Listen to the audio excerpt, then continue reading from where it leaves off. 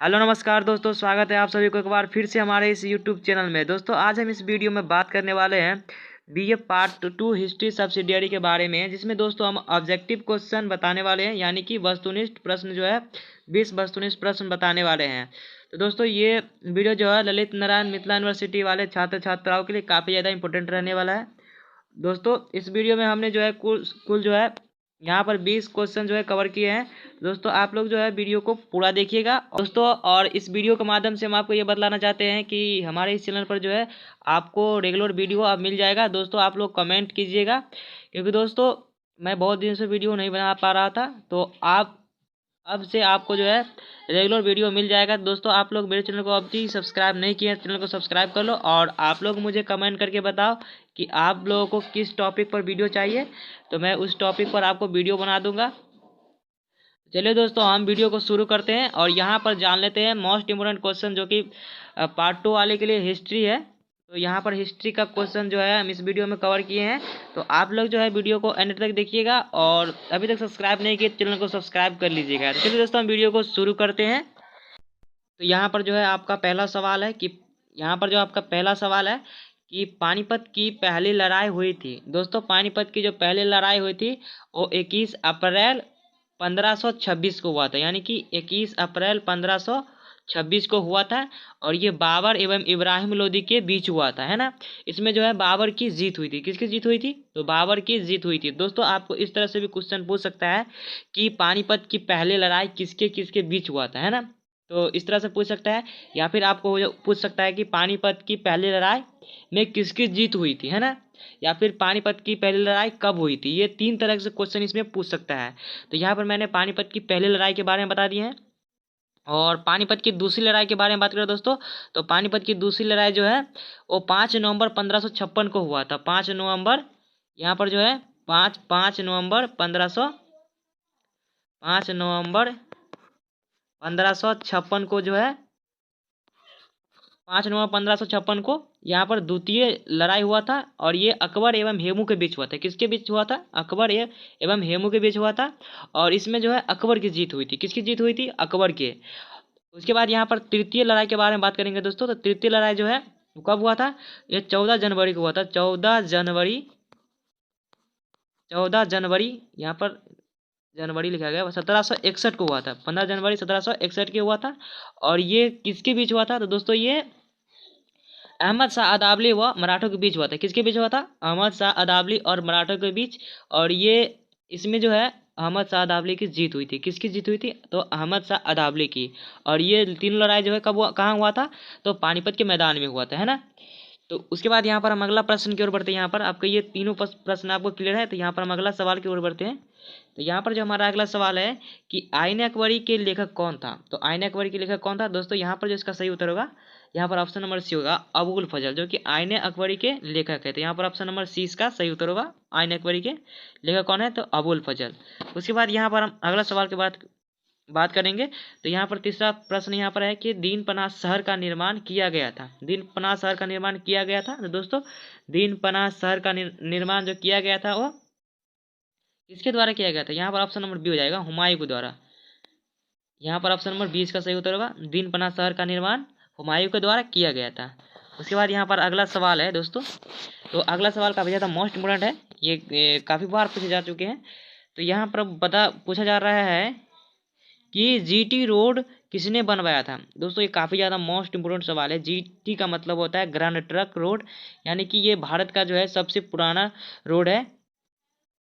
तो यहाँ पर जो है जीटी रोड किसने बनवाया था? दोस्तों ये जीटी रोड जो है ये किसने बनाया था? तो यहाँ पर जो इसका सही उत्तर होगा ऑप्शन नंबर यहाँ पर जो है सी हो जाएगा, शेरशाह ने। जीटी रोड किसने बनाया? शेरशाह ने बनाया था, और ये चंद्रगुप्त मौर्य के शासनकाल के दौरान में बना था, है ना। चंद्रगुप्त मौर्य के शासनकाल के दौरान बना था, जो कि 16वीं शताब्दी में बनाया गया था, है ना।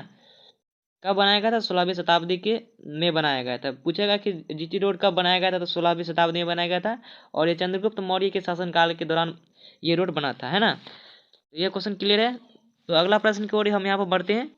तो यहाँ पर जो है 5वां सवाल है कि खानवा का युद्ध किस वर्ष लड़ा गया? दोस्तों खानवा का युद्ध जो है वो 1527 में लड़ा गया था। यहाँ पर ऑप्शन नंबर जो है 20 का सही उत्तर होगा। 1527 में लड़ा गया था खानवा का युद्ध। किस वर्ष लड़ा गया था? 1527 में लड़ा गया था। उसके बाद यहाँ पर छठा नंबर सवाल है कि अकबर की दूसरी राजधानी कौन सी थी, यानी कि अकबर की जो दूसरी राजधानी थी वो कौन सी थी। दोस्तों अकबर की जो दूसरी राजधानी थी वो फतेहपुर सीकरी थी। यहाँ पर जो ऑप्शन नंबर यहाँ पर सी हो जाएगा, फतेहपुर सीकरी। और उसकी पहली राजधानी जो थी वो आगरा में थी। कहाँ थी? आगरा में। दोस्तों उन्होंने उनका जो शासनकाल था वो 1572 से 1585 ईस्वी के बीच था, है ना। और उनका जो पहला यानी कि पहली राजधानी जो थी वो आगरा में थी। उन्होंने संत सलीम चिश्ती के सम्मानित करने के लिए उन्होंने जो है अपनी राजधानी को कहाँ स्थानांतरित कर दिया, तो फतेहपुर सीकरी में कर दिया। तो यहाँ पर जो ऑप्शन नंबर यहाँ पर इस चीज़ का सही उत्तर होगा, दूसरी राजधानी फतेहपुर सीकरी में थी। और उन्होंने सलीम चिश्ती को सम्मानित करने के लिए उन्होंने अपनी राजधानी को कहाँ बदल दिया, तो फतेहपुर सीकरी में, है ना। तो यहाँ पर ऑप्शन नंबर जो है इसका सी सही उत्तर होगा। चलिए अगला प्रश्न की ओर बढ़ते हैं। तो यहाँ पर अगला प्रश्न है कि तो यहाँ पर जो है 7वां सवाल है कि जलियांवाला बाग हत्याकांड किस वर्ष हुआ, यानी कि जलियांवाला बाग हत्याकांड किस वर्ष हुआ। दोस्तों जलियांवाला बाग हत्याकांड जो है वो 13 अप्रैल 1919 को हुआ था। 13 अप्रैल 1919 को हुआ था। तो 13 अप्रैल 1919 को हुआ था और ये पंजाब के अमृतसर में है ना। जलियांवाला बाग हत्याकांड जो पंजाब के अमृतसर में हुआ था।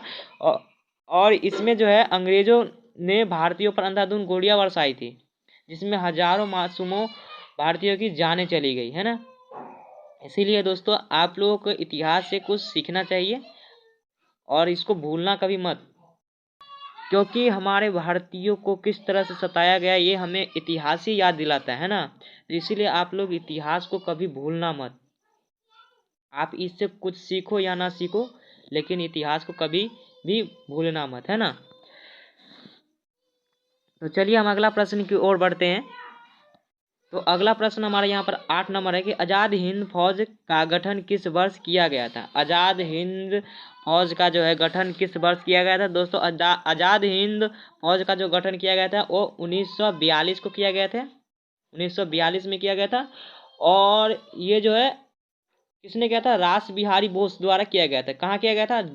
जापान के टोक्यो शहर में किया गया था। जापान के टोक्यो शहर में किया गया था रास बिहारी बोस द्वारा। बाद में इसे 21 अक्टूबर 1943 को जो है सुभाष चंद्र बोस को सौंप दिया गया, है ना।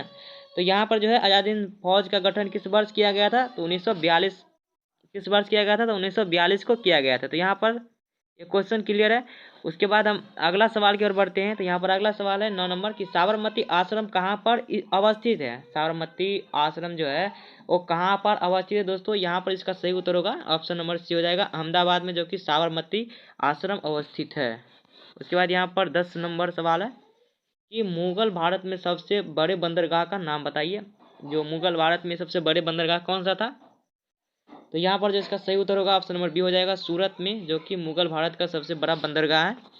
उसके बाद यहाँ पर 11 नंबर सवाल है कि रामकृष्ण मिशन के संस्थापक कौन थे। रामकृष्ण मिशन के संस्थापक कौन थे। दोस्तों रामकृष्ण मिशन के जो संस्थापक थे वो विवेकानंद थे। यहाँ पर ऑप्शन नंबर जो है बी इसका सही उत्तर होगा, विवेकानंद, जो कि रामकृष्ण मिशन के संस्थापक थे। और 12 नंबर सवाल है कि निर्गुण भक्ति का प्रचार किया है। निर्गुण भक्ति का प्रचार किया। तो दोस्तों निर्गुण भक्ति का जो प्रचार किया वो सूरदास ने किया। यहाँ पर ऑप्शन नंबर ए इसका सही उत्तर होगा।